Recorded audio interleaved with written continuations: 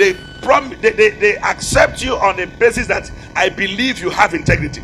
Then when they interact with you, they now decide and peg you on a particular level of integrity based on what you have done in the past. So your integrity put a track record of what you have become. So when somebody delivers good worth 10 million to you, he's saying, I trust you up to 10 million. And if you have done some business with some multinationals, you say, please, can you send me this 17 containers? They say, no, we will not send you. In fact, you have to start from this. When you grow, after you have grown for a certain level, they can literally brand your shop, put everything in your shop, because you have proven integrity for the past few months. So the point I'm making, whether you're a business person or you're a career person, you have to develop integrity, because integrity is capital. It's priceless capital. Once you're a person of integrity, you already have money with people. It may not be in your pocket, but you can make some calls and they'll release it to you. So if you have not been keeping to your words, that's something you want to work on. Number 2 is access. Number 2 capital is access. Now you can see these things are not physical things, but this capital. Number 2 is access. You see, access is a form of asset. Access, to have access to somebody, is a form of asset. You cannot enjoy what someone has until you have access to the person. You can even know somebody, but if you don't have access to that person, you cannot benefit from what the person has. And that's why you can say, that man, the MD, his father and my father are brothers, and you want to see him, they will stop you at the gate. Until you are able to pass that gate and meet him, what he can do, he can do.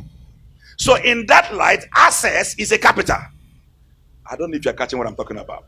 In that light also, it means anyone that gives you access, he may not have given you cash, but he has given you something. And that's why some people, when they say, please, can I have your phone number? And they say no, they have just denied you access. And until you have somebody's phone number, there's a certain level of things you can't do with him. Some say, I start with email. Some say, no, don't talk to my PA. What they are doing is that they are protecting their access, because they know that access is capital. They know that access is asset.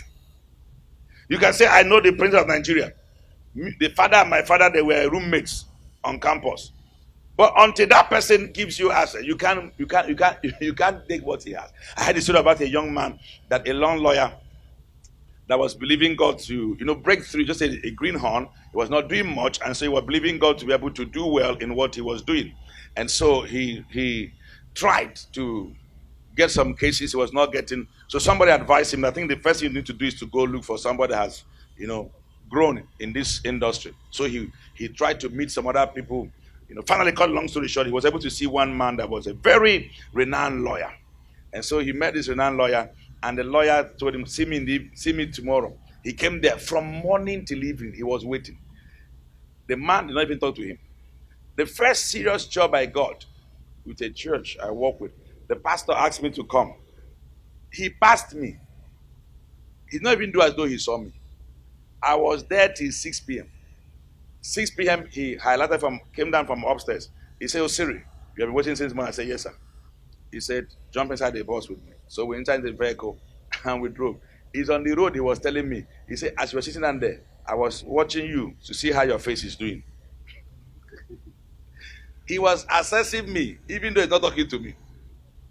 Sometimes, for people to give you access, they have to assess you before they can allow you have access.